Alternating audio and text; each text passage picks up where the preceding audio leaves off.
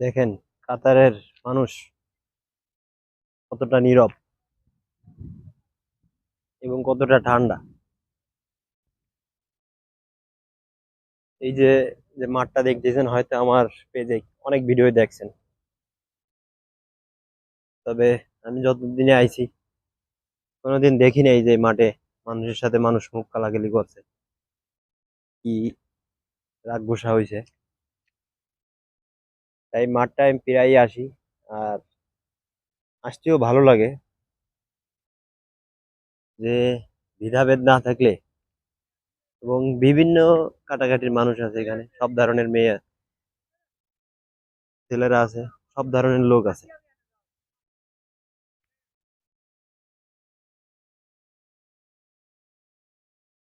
এবং এই কারণে ভালো লাগে যে এখানে কোনো ভেদাভেদ নাই,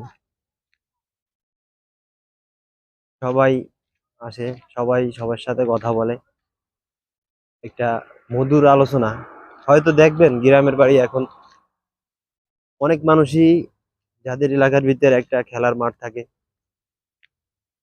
তারা হয়তো মাঠের দিক যায় না, যে গ্যাঞ্জাম ক্যাচ খেয়েছি, মানুষের সাথে মুখ গালাগালি, ভালো সম্পর্ক নষ্ট হয়ে গেছে, এরকম কিছু দেখবেন প্রতিটা গ্রামেই আছে।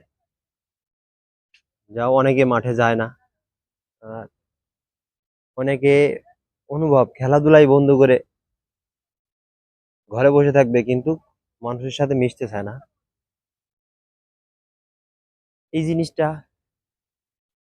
আমাদের গ্রাম বাড়ি অনেক অনেক দেখছি, যে ভেদাভেদের কারণে মানুষ মাঠে আসে না, কিন্তু এই জিনিসটা আমার মনে হয় ভালো নয়। কারণ দুই দিনের দুনিয়ায় যদি আমরা চিন্তা করি যে আজ আছি কাল নাই, তাহলে মানুষের সাথে খারাপ আচরণ কি করে করব? এবং চেষ্টা করব সবসময়ের জন্য সবার সাথে ভালো আচরণ করতে এবং মিশতে।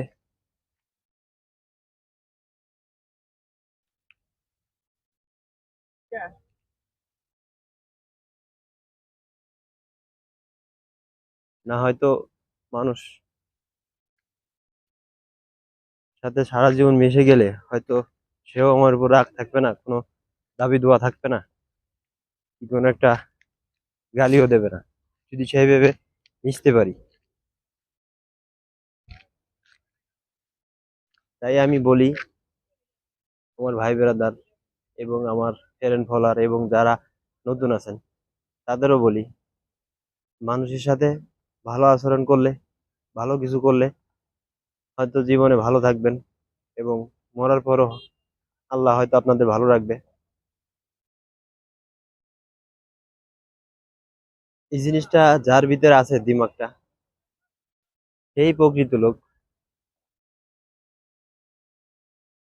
যারা ভালো মন নিয়ে চলে এবং মানুষকে শ্রদ্ধা করে, মানুষকে সম্মান করে, এবং তাদের, আমি মনে করি যে তাদের মরার পরও আল্লাহ ভালো রাখবে, আর দুনিয়ায়ও তাদের ভালো রাখবে ইনশাল্লাহ। ঠিক আছে, সবাই ভালো থাকেন। আল্লাহ হাফেজ। দোয়া করেন আমার জন্য, যে সুন্দর সুন্দর জন্য ব্লগ ভিডিও বানাতে পারি।